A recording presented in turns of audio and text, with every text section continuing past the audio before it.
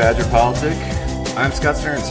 My name is Paul Sickle. Paul Sickle, how has your week been, sir?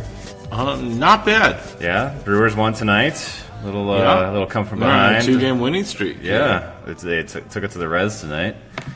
And, that's exciting. Well, it's important. They're no longer in first place in the division. The Cubs have kind of surged ahead. Right. So. The Reds were hot as shit the last time we played them. They were kind of playing spoiler for a little while there. Yeah, they cooled off, though. And so that helped us, too. Did they sell a lot near the deadline? I don't know what they did, actually, at the trade deadline. It might have been better for us that Homer Bailey was pitching. Right. Who came in with the 1-10 record. He walks out with the 1-11 record. Yeah. As Bob Uecker said, it's not hard to see why Homer Bailey is 1-10 this year. Yeah. I love Bob Uecker's backhanded cut downs. His dry. That was a perfect Bob Uecker moment, and True. I've been wondering lately whether Bob Uecker still has it, but I think you could say he's lost a step, but I think he's still he doesn't got see it. the ball off the bat too well sometimes. Right. But yeah, well, the Brewers they're back leading the wild card. They're up half a game, and then you got Colorado and Philly there tied, and St. Louis is half a game back. And as another Barfly was saying, he was afraid Homer Bailey would be 2-10, but Homer Bailey's 1-11. So thanks to Travis Shaw, who wound up getting benched rest of the game. Yeah, for whatever reason, but they won in the end, so that's fine. Apparently, they wanted Perez as a defensive replacement. It was so ridiculous. Yeah. If I was Shaw, I would just be like, get me out of this town. Mm-hmm. I mean, they traded for Jonathan Scope, who's terrible. Yeah. Who basically put Shaw really on the hot seat because Shaw got moved over to second base when they brought in Moustakas. Moustakas even though it displaced Shaw. Mm-hmm. But you should at least give Shaw a little bit of the benefit of the doubt. What's Shaw's contract situation? I'm not sure. Yeah, well, I'll be curious to see if he's here after this season. If I were him, I'd be looking for anywhere but here. Well, I just say that, but I mean, he's playing for a contender right now. He could be traded to the A's or something. Well, A's are a contender actually. They just don't have fans. That's true. Well, the fans are too busy in Tony, San Francisco. Yeah. It's possible they do have fans. It's just that there's money in San Francisco and not as much in Oakland. Yeah, that's true. Oakland is only a game behind the Astros in the West right now. Right, so they're actually doing all right. Scott is equipped with a smartphone tonight. He's got the NL standings. I mean, so if you want to break down the numbers for the governor's race, Scott, what do you got in your abacus? Well, we're a week in since the Scott's new iPhone, by the way. What is iPhone 58? I got the 8, so it's pretty much the same thing. You're so primitive. It's pretty much the same thing as the 7. I didn't want to. Okay. I'm still stuck on the 6. I didn't need the 10. I don't care about facial recognition and all that jazz. I just need something that works. I kind of want to avoid facial recognition. Yeah, the Brave New World kind of. I don't know. Yeah, I don't know if I want the Illinois toll road sending me more tickets for doing things wrong. Get an iPass, my friend. What if I want to speed? But that's not the same thing. Yeah, I don't know. The facial recognition off my iPhone, they might be able to get me on that one. So there was a probable cause. There was a public policy. One should not speed on the freeway, by the way. One should follow the speed of traffic. Or in Illinois, that'd be the tollway. The Illinois tollway, right. Correct. Which Tony Evers said he's open to doing here. Which that was a little bit of a political fumble. I don't think so. No, he qualified it by saying everything should be on the table. Given the condition of Wisconsin roads, we should look at what the optimal funding mechanisms are, and I think that's a valid response. And Walker could try to go after him in the debate on that, but I think he's going to come back. They asked him about raising the gas tax to $1.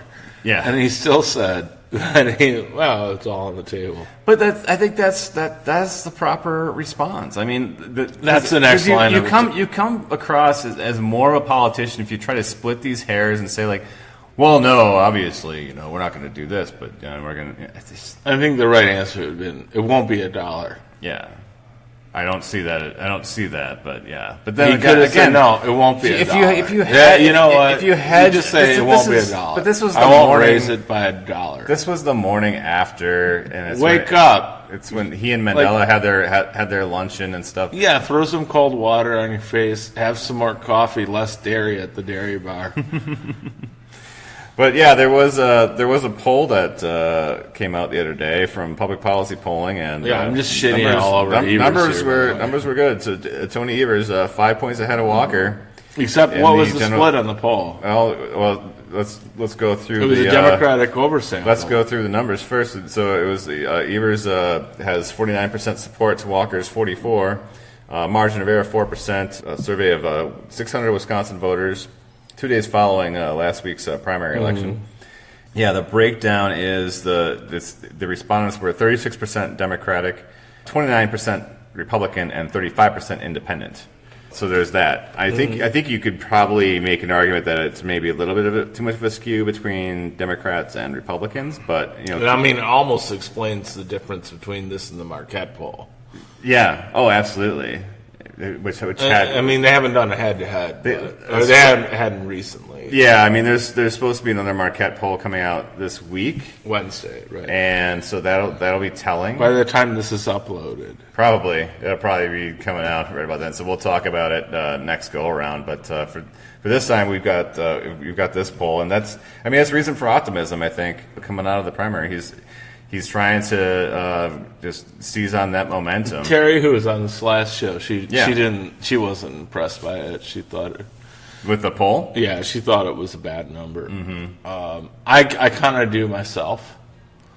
It's a pretty highly rated poll, though. Yeah, PPP poll. It also, as the right wingers, they call it a Democratic-leaning. Well, they also pointed out, they threw up the screenshots of the Hillary 48%, Trump 41%, like 6 days before the last election in Wisconsin. Right. Granted, they did actually get the Hillary number very close for Wisconsin. The problem is they missed Trump getting a 8-point surge. Well, when we're talking about turnout, it was, as we discussed last week, it was somewhat, I would say, inspiring, the fact that it was skewed toward the Democrats. That was an actual turnout. Yeah, the turnout was nearly 100,000 more Democrats came out to vote in the primary than Republicans.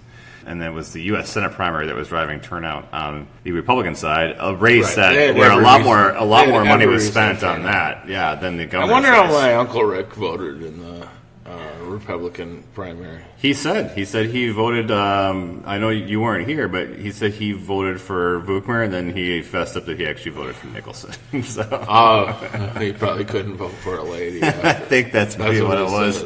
So I don't know. I've just been observing the Ebers campaign in the days following this primary, and it seems like they're coming out guns blazing. There's been some good ads out there. There's been a pretty aggressive social media presence, in terms of going after Walker on a number of things.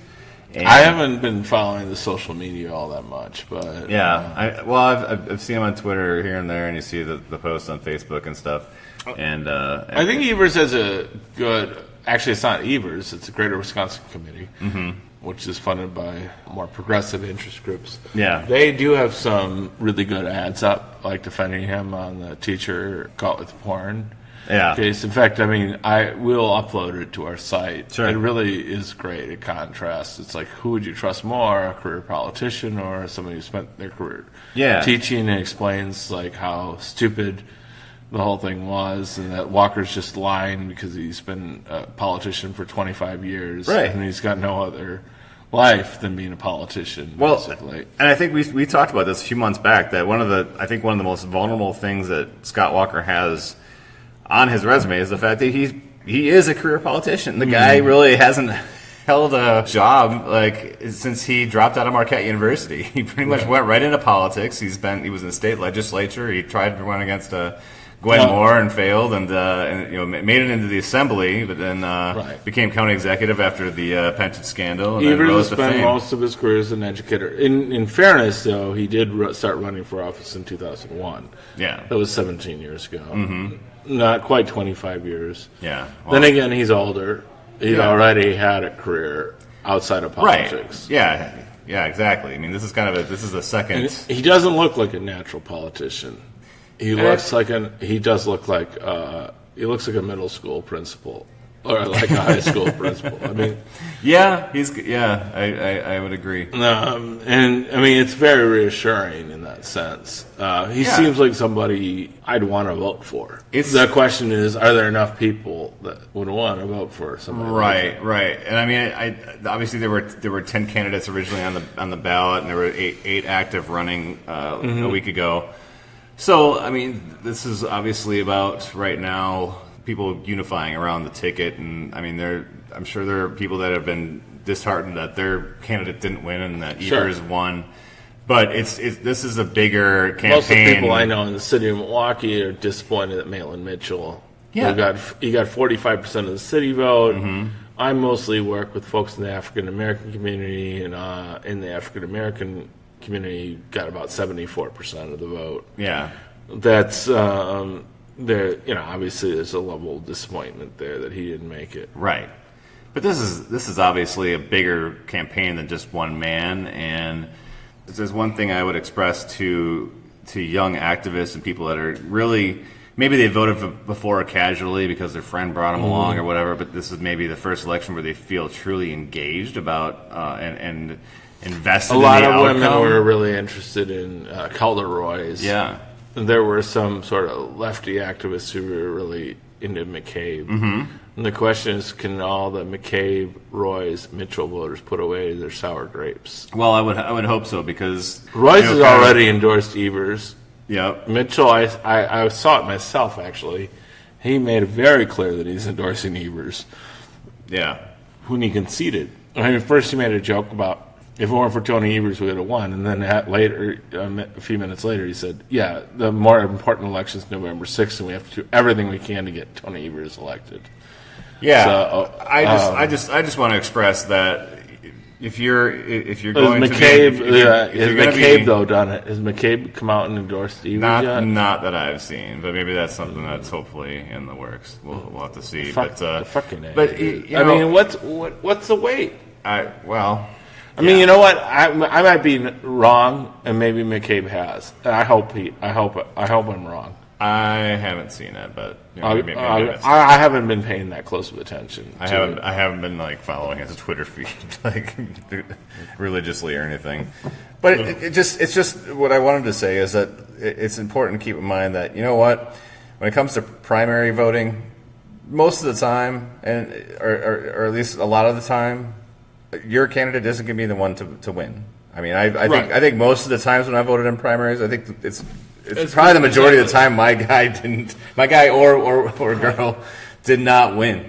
Right. And what you have to remember is you have to keep your eye on the prize. In 2002, Kathleen Falk, and she didn't win. I think I voted for Doyle. I think I voted for Barrett in that election. Right, and Jim Doyle won. Right, and then he became governor. And he was a much better governor than Scott McCallum would have been. Yeah. Right. He wasn't, frankly, he wasn't the greatest governor. I think we would have been better off had Falk won. Right. Because I think that she would have actually taken a more clearly populist, message into the governor's mansion and helped position Wisconsin to actually be more permanently blue than had we been stuck with Doyle. But, shit happens. So, I mean, in this case, I actually think Tony would be a pretty good governor. Well, I think he's somebody who is an effective executive in terms of he's demonstrated he has competence in this area. It's obviously something he wants to do. He could have played it safe and been like, "Hey, I don't think I'm superintendent and I could probably hold this job for a while and I'll be fine." But I don't think he's an asshole, kind of like Jim Doyle is kind of an asshole. Yeah. I mean, I really don't. Yeah. I could be wrong, but. No, I think he genuinely gives a shit about Jim Doyle was of the state. Bad toward Barbara Lawton, who was his lieutenant governor, and then he turned on Peg Lautenschlager after she got her DUI, which obviously she shouldn't have done. The Attorney General, and supported Falk in that primary only set her up to be the only loser on that statewide ticket in the Democratic wave. And we probably would have won had we just kept with Lauderslager that year, unfortunately. Possibly. Yeah, well, people just didn't have confidence in the second choice kind of thing. It looked bad. Right. So that we're going back. I'm dipping back about 12 years. Right. We're kind of going, exactly. Back to my early 30s. Waxing nostalgic. Back to our early 30s. Yeah. That's gross, though. We're that old, but whatever. Before we started recording, you were kind of asking some questions about what do we think the turnout is going to be outside the city of Milwaukee. So we were looking back at previous off-year elections, because this is an off-year election, which is when the governor midterm. And this is when the governor of Wisconsin's up. So last go around 2014, outside of the city of Milwaukee, I believe you said it was the ratio was 55% Walker and 45% for there were Mary Burke. There were 2.4 million voters overall. Yeah. In the city of Milwaukee, there were just a little bit over 200,000. Okay. And it broke, I think it was about 220,000 in the city of Milwaukee. So with the last 2.2 million voters or so, a little less than that, it broke to Walker by about 230,000. Okay. Burke carried Milwaukee by 100,000. Yeah. So she actually broke to Walker by 140,000 or 240,000 outside of Milwaukee. So that's kind of the starting point. So in order to be successful, he carried outside of Milwaukee about 56-44. Oh, okay. I was thinking it was 55-45, but it was actually somewhere between. I'd say 11 and 12 points. So then the breakdown in the city, percentage-wise, Burke got about 76%. Okay. So basically, I think, and she won the city by about 100,000 votes.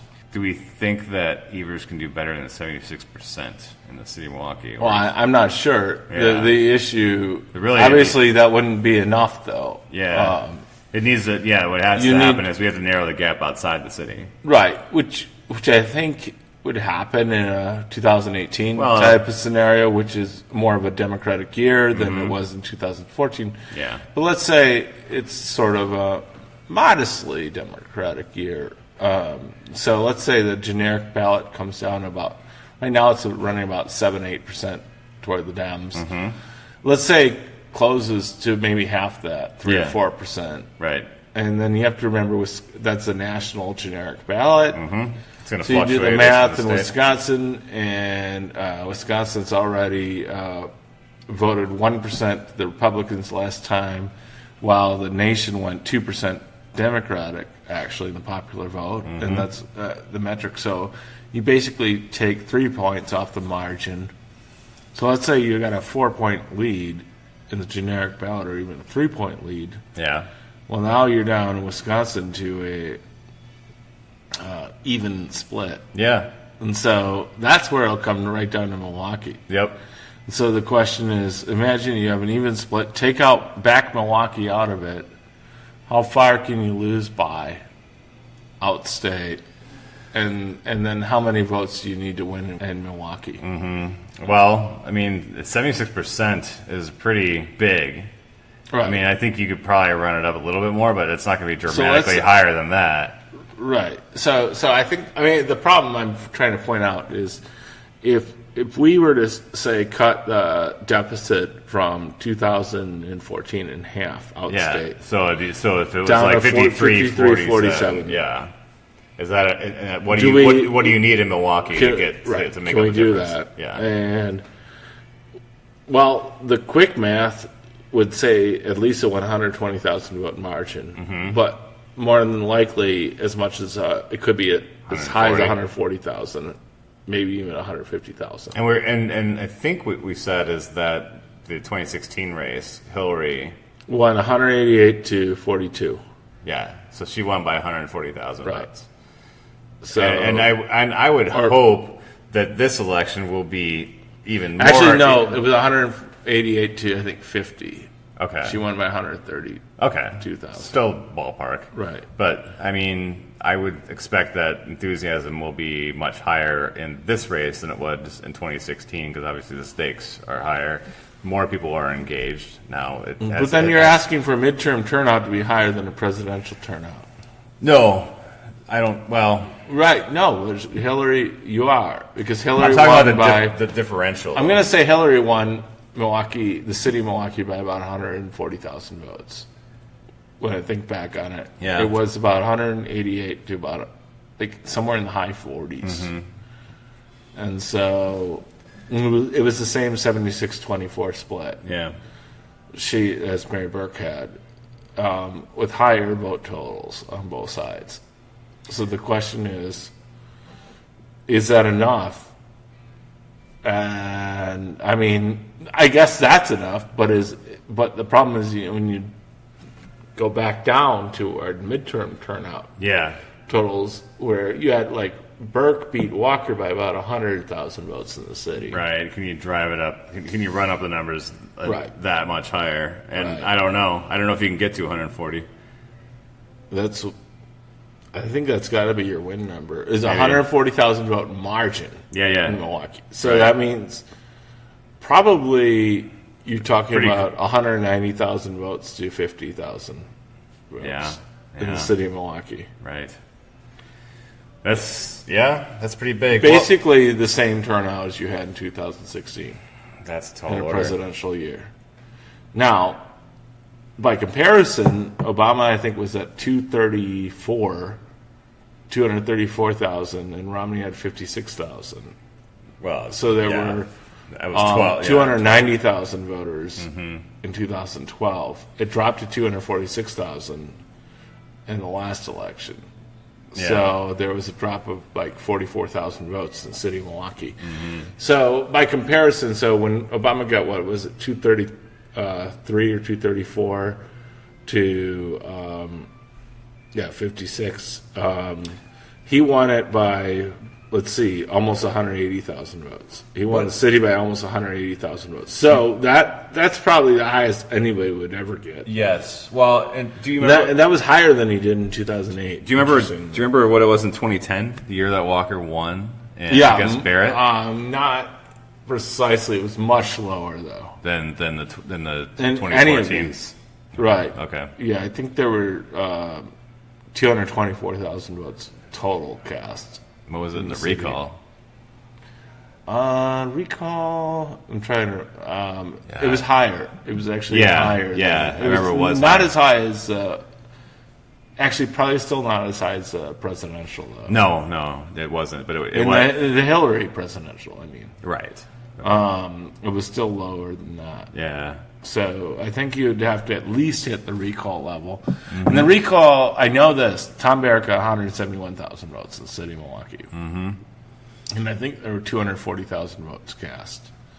So it was 171,000 to 68,000. So about 100,000 vote margin. Yeah. And Burke capped the 100,000 vote margin with a lower turnout.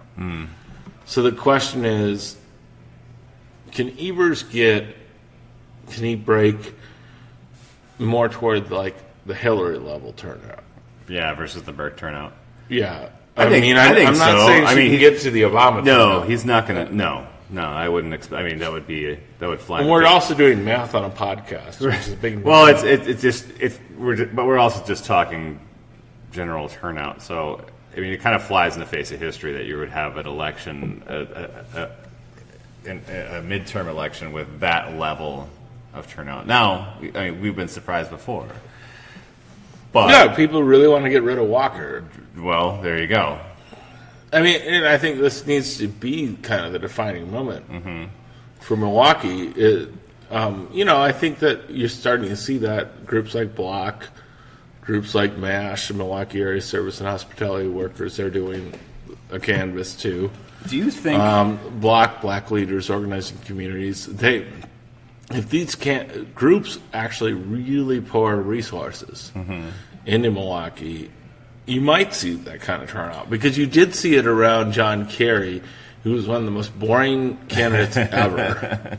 And we do have Captain Excitement, right? And we ran.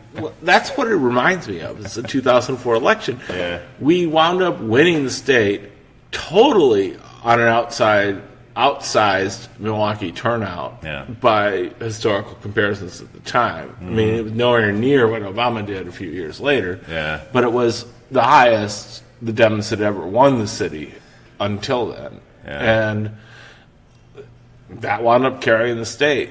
He wound up winning by 10,000 votes. Yeah, he doubled what Gore had like 4 years prior. He won by 5,000 votes. And both of them were predicated on the strong. I think Gore won the city of Milwaukee by 93,000 votes, and Kerry won the city by about 120,000. Yeah. And now the bar has been set so much higher because so many of the rural areas have gotten so much more conservative. Yeah, but the only offsetting thing is the Dane County vote. Which I think we'll have. We'll have that again. We'll have that. We'll have, I think, some pretty dramatic turnout in Dane County, which is obviously important. But we do need Green Bay and Kenosha and some of these other areas to perform as well. We just need the killer Milwaukee turnout like we got in 2000 and 2000, especially 2004. Yeah, which really was decisive in that election. Well, we can hope. It is interesting though. I mean, it's weird not talking about a primary anymore. We have a nominee, and we have Tony Ebers and Mandela Barnes.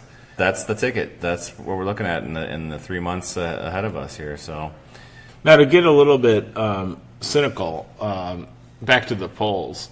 Mm-hmm. So 5-point lead, which largely could be explained by the Democratic oversample. Okay, so if you cut that in half, if that, I mean, you might even have to do more than cut it in half because on the margins, if you go to the Charles Franklin polls, Marquette.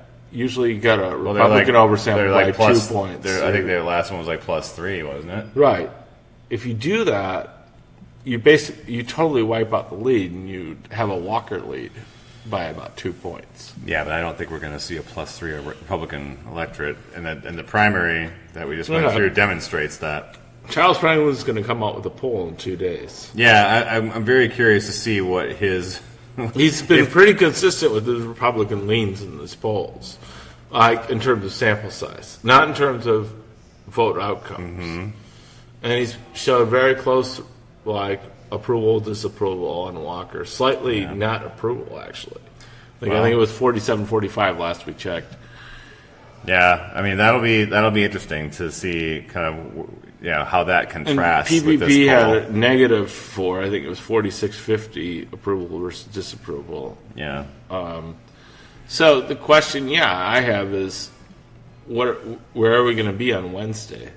And by the way, the poll was in the field from Thursday after the primary, so Thursday the 16th, Friday the 17th, Saturday the 18th, and Sunday the 19th yesterday. So they're going to report out on Wednesday the 22nd from, as a poll August 16th through the 19th. That's all during the Ebers is letting teachers watch porn in the classroom ads, which have been non-fucking stop if you checked.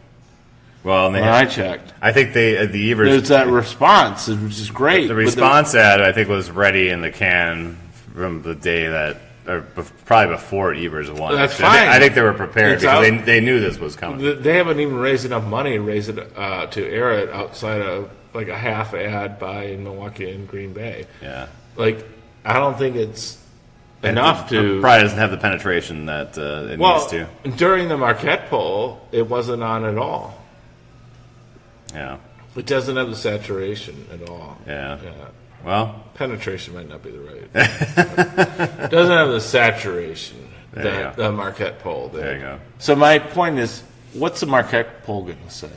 Because I think you could argue that the PPP poll shows exactly what Marquette poll shows if you look at this, if you normalize it for sample size. If the sample size is the same as the previous Marquette polls, I would expect I would expect a slight trend towards Evers, But I think based on that makeup, I think they would probably still have Walker ahead by a few points. Yeah, how's that a trend toward Ebers? Well, I'm saying like the margin, I think is no, they had Walker. They weren't testing them head to head. Oh, I thought Marquette did a head to head. They did in 2 polls ago. Yeah, that's right. The last one they didn't. Last one they didn't. They were just focused on the primary race. It was just a. Yeah, no, I was thinking back to when they did the head to head. I'm just looking at approval versus disapproval. Oh, they approved. So it's 4650 in the PPP poll. And I think the last one was 47-45. 47 approved, 45 disapproved. Yeah, and then it was the one before that. It was 49-47 in the Marquette poll. Right. If the sample is the same, I think that's probably going to be largely unchanged. I would gather that it's probably going to go a little bit more pro Walker. Okay.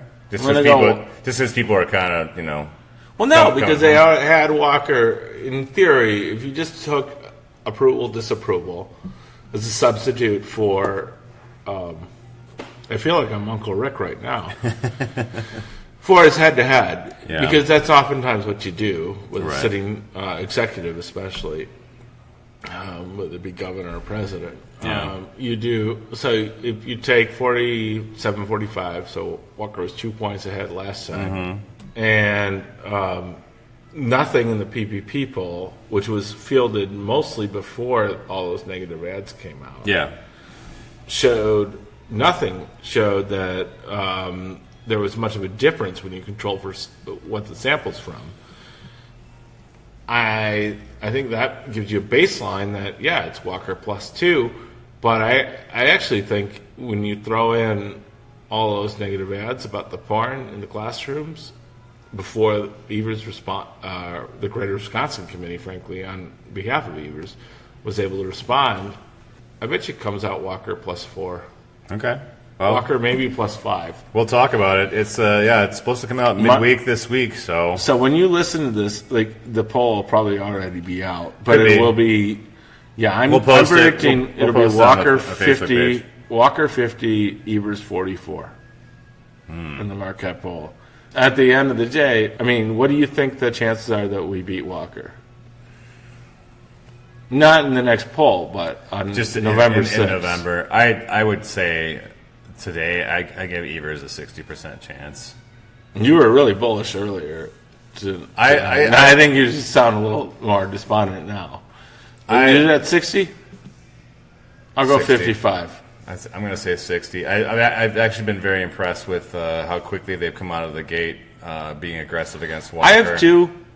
And I think he's impressing me as running a tighter ship than I thought maybe he would have. I think it's going to come down to Milwaukee turnout, and I think that the poll coming out in a couple days is going to be really disappointing to liberals. Probably, and then obviously anybody listening to this show is going to be pretty upset about it. There's a lot to come. I mean, we're just entering the general election now, and there's a lot of Walker money that's yet to be spent, and there's going to be a lot of negative ads, and they're going to make. That's going to make people even more despondent after they see the results of this poll. Yeah. Let's not there's also hopefully money going to be spent on our behalf as well, and hopefully one bad Marquette Democratic poll, Governors Association is they pledged $4 million. I think they contributed to that Greater Wisconsin ad, and then there's also a Stronger Wisconsin, which is already up, promoting Ebers. Yeah. So maybe I'm overstating it.